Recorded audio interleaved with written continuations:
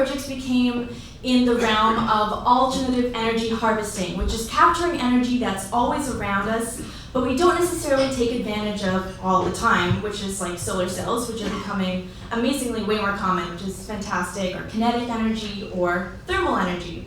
So when I was, to back up, I'm half Filipino and half Polish, and I have some family in the Philippines. I actually went to school there for a month. I don't remember anything, but I think it was great.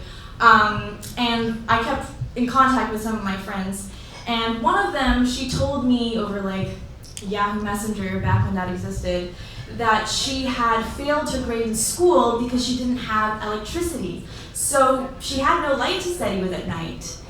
And I was around 14, 15 when I heard this, and I was so surprised that someone just like me, but somewhere else around the world, didn't have something as simple as light, which I totally took for granted every time I just flipped on a light switch.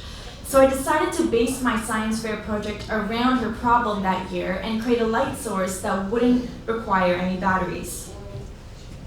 So I started looking into the thermoelectric effect and specifically Peltier tiles, which are those white tiles up there. They're ceramic tiles. They have two dissimilar metals inside them, usually bismuth and telluride. And to put it simply, if my hand is the tile, I heat one side of the tile and I cool the other, I get a very small amount of electricity.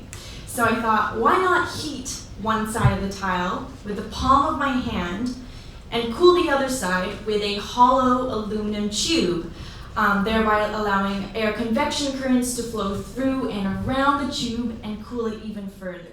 Fostering a fix-it mindset. So this for me just means if something breaks or something's not working, don't go out and buy a new one. Try and fix it yourself. See what's inside that piece of technology and try and understand it. Because it's crazy how many kids nowadays, or how many of us carry around iPads or phones, and we don't actually know anything about what's going on inside or what the parts are. So I encourage you to take stuff apart, which I did quite a lot as a kid, and I still do, and I still don't understand what's in it. But it is a really mind-opening activity. And also, if something breaks, try and fix it. Come up with a new solution, because your solution, while it's just for your problem at that moment, could end up helping a lot of other people around the world, which is something I didn't realize with my flashlight, because I made it originally just for my friend. But then I realized, hey, there are like billions of people around the world who don't have light, so maybe it could help them as well.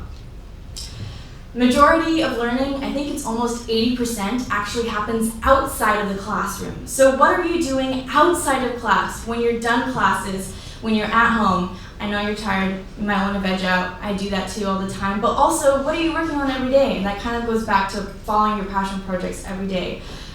This is me, I think it was 10. My dad made me like solder a bunch of circuits for university students. I don't know how I didn't burn myself. I think I did. And okay, so I'm going to talk about one of my obsessions. This is Richard Chamberlain. If you're from the 1980s and you're like a mom, you might know who he is. He was in a bunch of like TV miniseries called The Thornbirds, and I fell madly in love with him. And so I read his autobiography, and I also found his house in Hawaii when I was there in September, and I went there, but he wasn't there, it's fine. And so he had this great quote, which was, "Where do ideas come from? Preceding any creation or discovery is attention.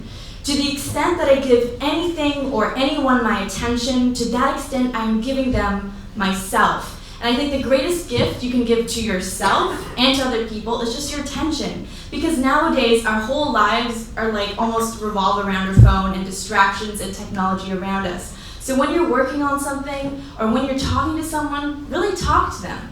Really concentrate, put down your technology, put away your distractions, and give your attention. And that's honestly where I think the best products, the best startups, the best ideas come from, is when you fully concentrate and focus on something and just sit down and do it.